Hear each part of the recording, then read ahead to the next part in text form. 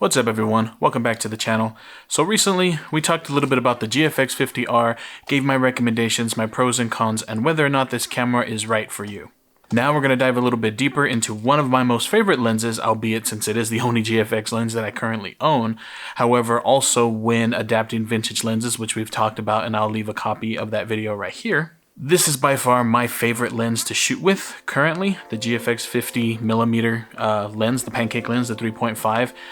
Again, as I mentioned, it is my entry-level lens into the system. However, the results that I've been getting from this lens in particular have blown me away, from the dynamic range to the detail to just the shadows, the depth of field, just everything that I can get with this essentially 40mm f2.8 lens has been pretty remarkable.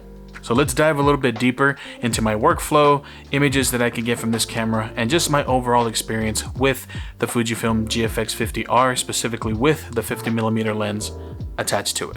So starting off, this lens was purchased when Fujifilm was running their deal specifically on the GFX 50R body and the lens, and there was a combination when you bought the camera and this lens for $39.95, $3,995. Let's chop it up to $4,000 plus tax. Came out to about $4,200, which is a pretty remarkable price point considering this is a medium format camera, albeit it is a range style finder camera. However, getting into medium format, this particular lens combination with body is one of the cheapest entry points you can have into the medium format family. So what we're going to do right now is we're going to take a few before photos, then I'm going to show you my overall processing of how I take these images and put them from point A, which is straight out of the camera, to point B of posting to Instagram and Facebook. And I'll show you my overall process. Again, it's very, very limited. I don't do a lot of post-processing.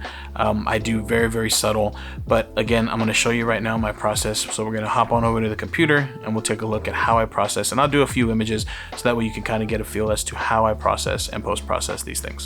Okay everybody, so the first image that I'm pulling up here right now, and you'll notice that we are in a different color space as the video.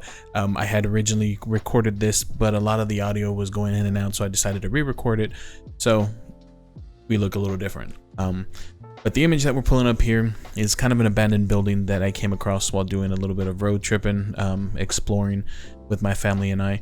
So right here we have the kind of develop, I'm in the develop module right here. Go ahead and hide, because I like a lot more real estate. The first thing that I like to do is go in here under the profile and swap over. If I'm shooting on my GFX 50R, which this video is kind of dedicated to, I will go in here under camera matching and click on classic chrome. That's where I always start every single one of my images when I shoot on a Fujifilm camera, whether it be the 50R, whether it be the X100s, X-T4s, X Pros, whichever. I always will start with a classic chrome profile.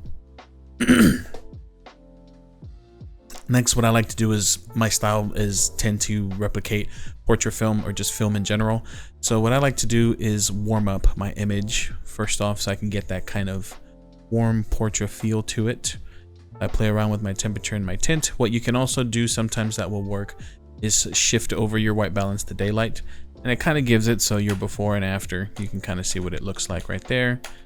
So I kind of like the way daylight worked with the image.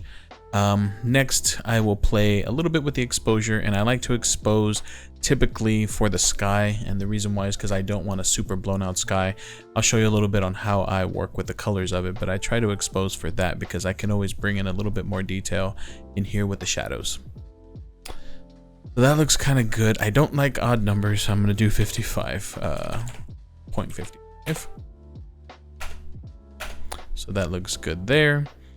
And then what I'm going to do next is decrease the contrast to kind of bring a little bit more details into the shadows. With the highlights, I'm going to bring them down a little bit, all the way to 150.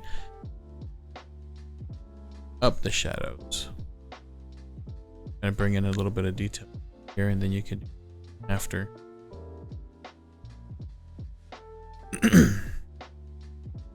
The white and the black sliders I don't really tend to mess with. I check out my histogram up here, and if it looks kind of good to me, just judging off the naked eye, everything looks pretty good.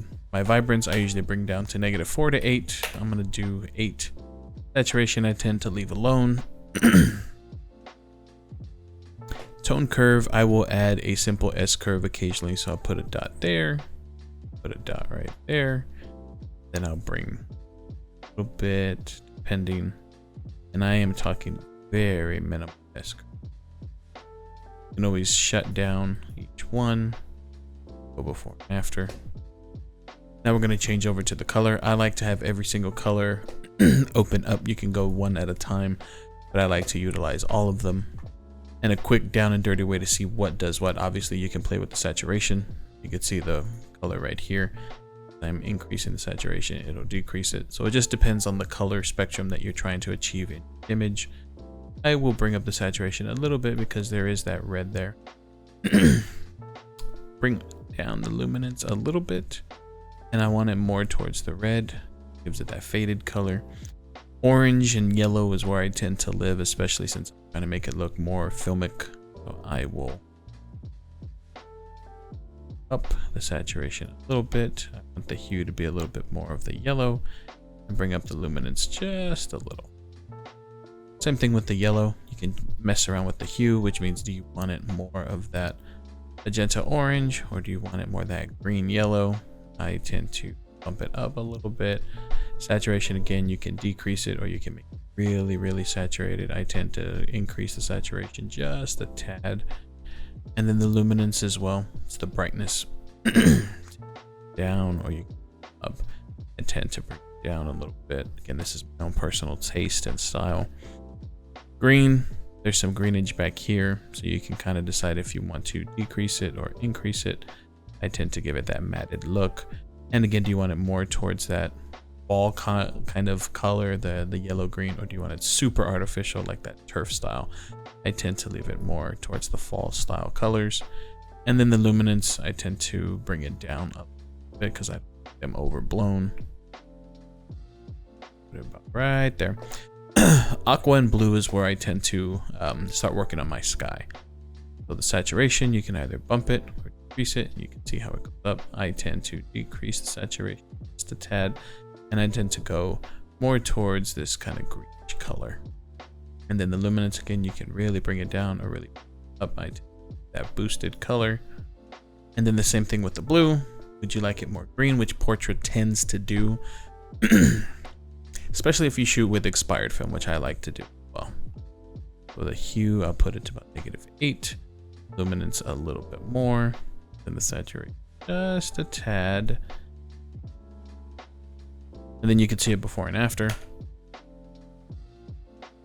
We are looking pretty good. I'm done with the color. Details, usually I will give between 70 and 80. My radius is 1.4. Detail is about 25 to 30.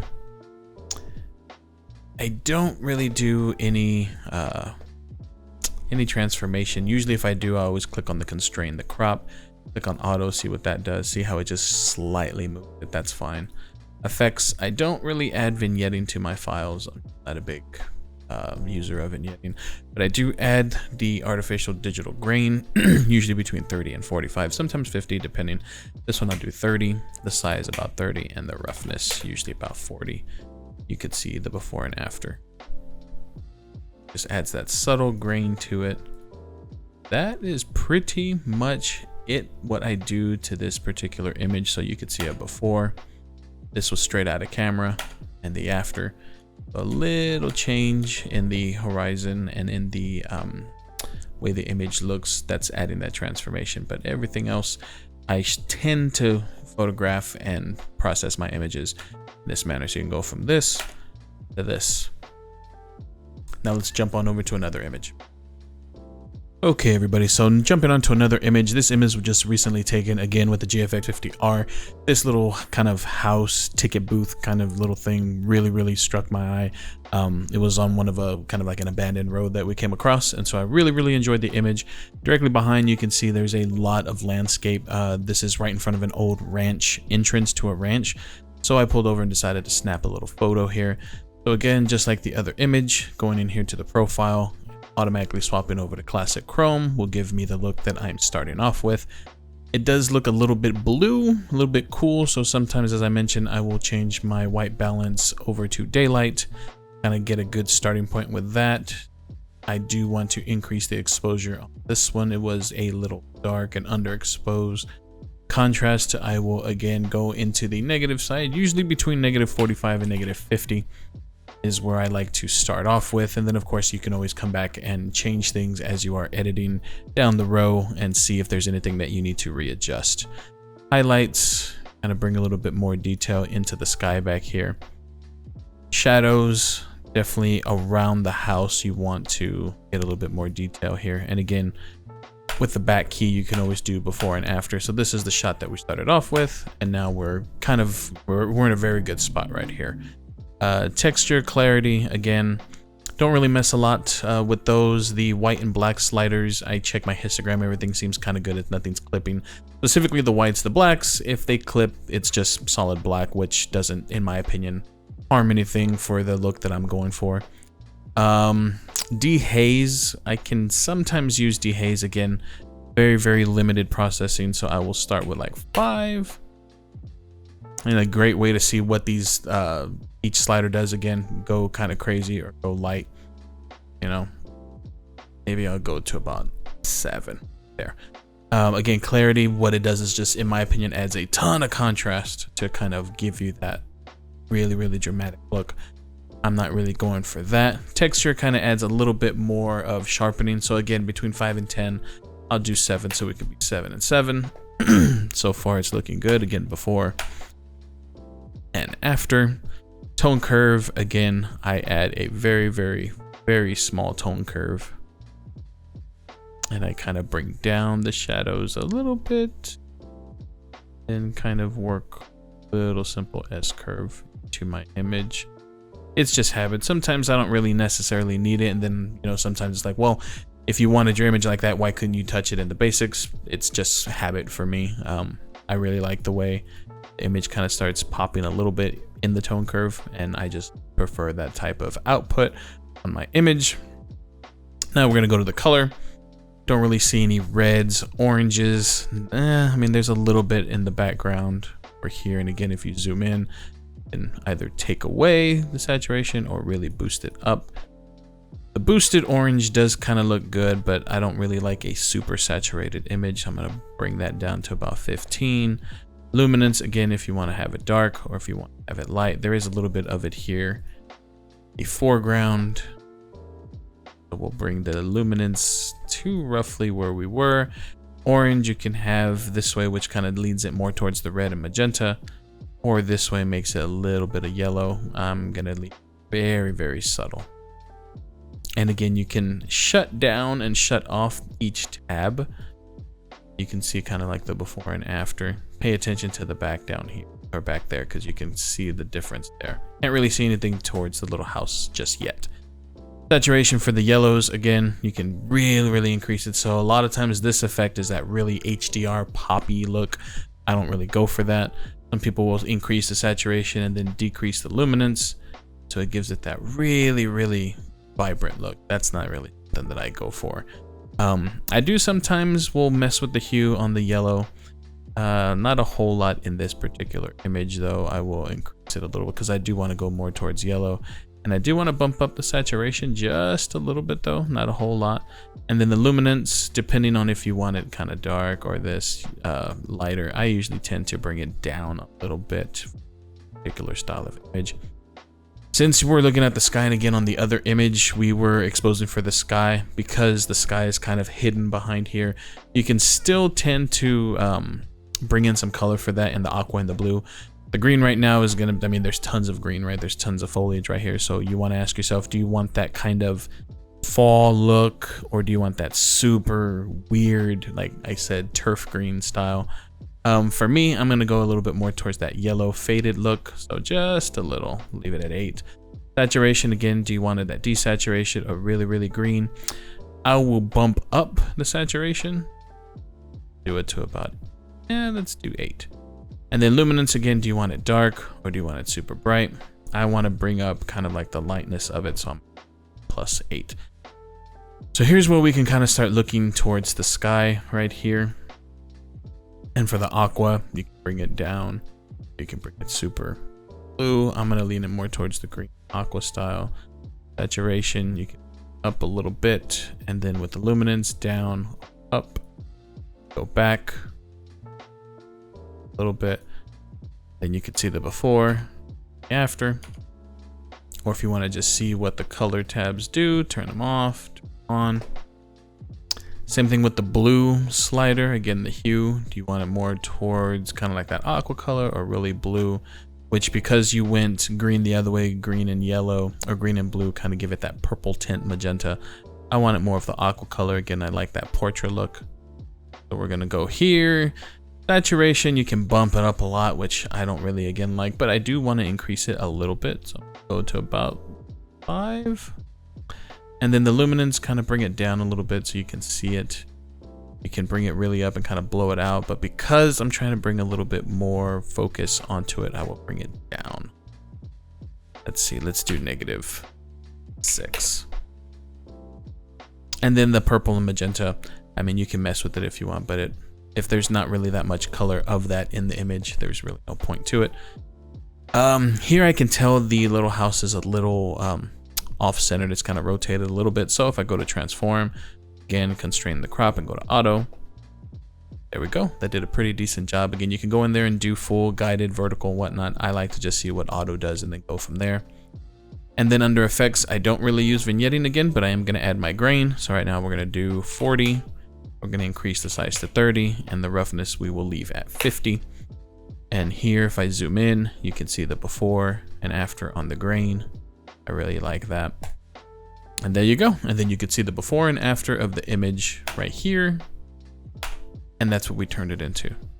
Now, if you prefer it to be a little bit brighter, which I'm kind of thinking about it right now, maybe. So let's do 0.75.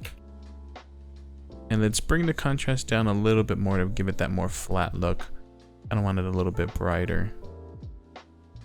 Before 1. Then we'll go -5. Okay. So you can see here the blacks are kind of clipping a little, so you can move with it if depending on what you want to do. I will add a little bit into the image. And there you go. So there is the before and the after. This is something I'll be posting to my Instagram later on. So again, if you do not follow me over on Instagram, it's PetRockMedia if you want to look me up, and all my links are down below in the description. So now back to the video. So there you have it, everybody. So there's my overall workflow and post-processing of these particular images. I'm working on a full review of the 50mm 3.5 lens. Personally, right now, I could not think of a better lens to start with. You do get that 40mm field of view. Not a lot of individuals shoot with 40mm full frame equivalent lenses, normally 35mm or full 50mm. Since you are putting this lens on a medium format camera, it does shrink the value of those lenses. So a 50mm turns into a 40mm, and then your aperture turns usually a stop below. So this 3.5 effectively is a 2.8. But again, I think even if it's full price at $999, that's a great lens to start off with, because the next cheapest lens from the Fujifilm lineup is about $1,700. So this being $1,000 right out the gate, or if you're able to find it for the $499, which is an incredible steal in my opinion, this is the lens I recommend picking up. It provides a very sleek body and lens combination. Given the fact that this is a pretty huge brick of a camera, this lens is going to be one of the sleekest lenses you can get. The smaller style of lens, it feels right in the hands. It's great for travel. It's a great lens to take around. It's an all-day walk-around lens in my opinion. A lot of the other lenses on the GFX line can be rather large, and this lens doesn't stick out considerably. I mean, obviously there are some much thinner lenses on much smaller camera bodies, micro 4/3 and things like that. But for a medium format camera, this lens and body combination is pretty remarkable, and I could not recommend this combination anymore. Let me know what you guys think down in the comments below. Do you own a GFX 50R? Are you thinking about purchasing one? And if so, what lenses are you utilizing? Or did you purchase the 50mm right out the gate and have loved the combination like I have? Again, be that cool person that gives me a thumbs up or 2 thumbs down, and I will catch each and every one of you in the next video. Peace.